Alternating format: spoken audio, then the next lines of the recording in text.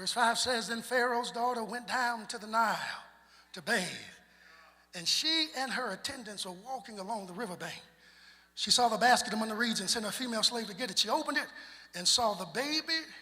He was crying, and she felt sorry for him. This is one of the Hebrew babies. She said, here it is. This forward-thinking plan has come to fruition. This forward-thinking plan has come to fruition. Had she not walked in her purpose, had she not executed in her creativity, if she had not walked forward and done what she felt called to do, the plan would have never come to fruition.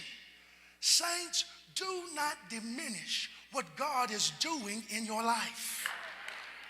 Don't let anything, anybody, any situation deter you from walking forward in your creative purpose, because the very thing that others will disqualify about you, God will use to take you to your greatness. I told them this morning at 7:30, I would not typically use Dr. Dre as an illustration for a sermon, but I just so happened to hear Forbes' million and the richest hip-hop stars, and Dr. Dre was number 3, and they said Dr. Dre got to number 3 because he took some headphones, put a little extra beat to them, and sold his share of the company for almost $500 million. Here's what I thought about, Brother Braden. I used to have me some headphones.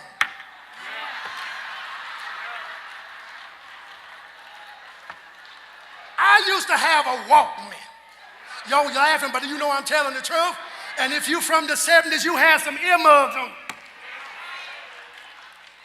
You could have been the one that took those headsets, put a little extra beat to them, and made $500 million. But some of us, here's our problem. We keep letting petty people diminish what God is doing because it looks small to them. Stop letting things that look small to somebody else dictate how you treat them. God can take the small things, breathe on the small things, and take you somewhere.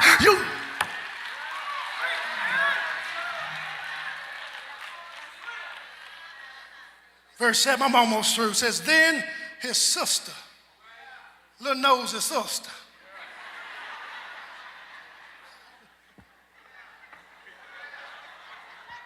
asked her, because I'm pitching, she went on up there so she could see. And when she saw Mama's playing at work, she kept on. She got close enough. She said, all right, now here it is. She was in the right position. But here's what happened. She said, then his sister asked Pharaoh's daughter, shall I go and get one of the Hebrew women to nurse the baby for you? See, saints, I want you to read and reread this week. Nothing would have ever happened had she just been in the position but never opened her mouth. She not only was in the right position, she also opened her mouth.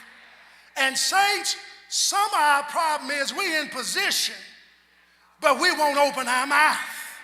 And I want to leave you with this acronym, GPASU. Get positioned and speak up. When somebody asks you, is it you that wants the opportunity? Don't say, no, I'm going to let it go somebody. Tell them, yep, it's me. If somebody asks you if it's you that desires such and such, you better open up your mouth and speak up for yourself. Stop thinking it's ungodly to speak up for yourself. You better speak up. You better tell somebody, tell them, looking at them, and tell them you better speak up for yourself. Tell somebody you better speak up for yourself.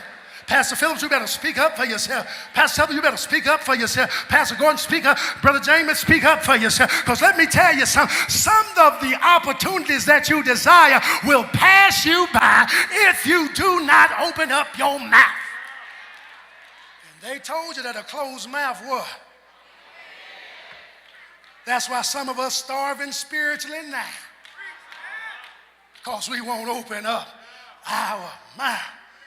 Let me tell you, I told him this morning at 7:30, I loved algebra, hated geometry, but I absolutely detested trigonometry. Trigonometry was Satan manifest in the flesh. And the only reason, let me just tell the truth, the only reason why I passed trig, Deacon Mason, was because I was teacher's pet. Whatever. Do you need me to wipe the chalkboard off? Do you need me to dust the eraser? Do you need for me to spot at the cheerleading match? I'd get a 50 on the test, but end up with 65 extra credit points, and that would be 115, and that let me know that you might not pass the test, but you can still get you what you need. Because you open up your mouth. And there was a young lady, Brother Bug, in the class. I ain't going to call her name because she might be listening to the service. She didn't know nothing either. But every time they put something on the board, put your hand there. You're just as dumb as me. Put your hand there. She get on up to the board, scribble something wrong, but just scribbling. 25 extra credit points. I'll go next. 25 extra credit points. I'm going to end up with 135. Because let me tell you something. Sometimes you may not do well on this side, but if you open up your mouth, God will help you to put together what you need to have put together, and it'll take you to, how many folk know what I'm talking about? You may not be strong in this, but if you open up your mouth, God will put on what you need for him to put on, and he'll help. I got an A every 6 weeks with a 50 on the test.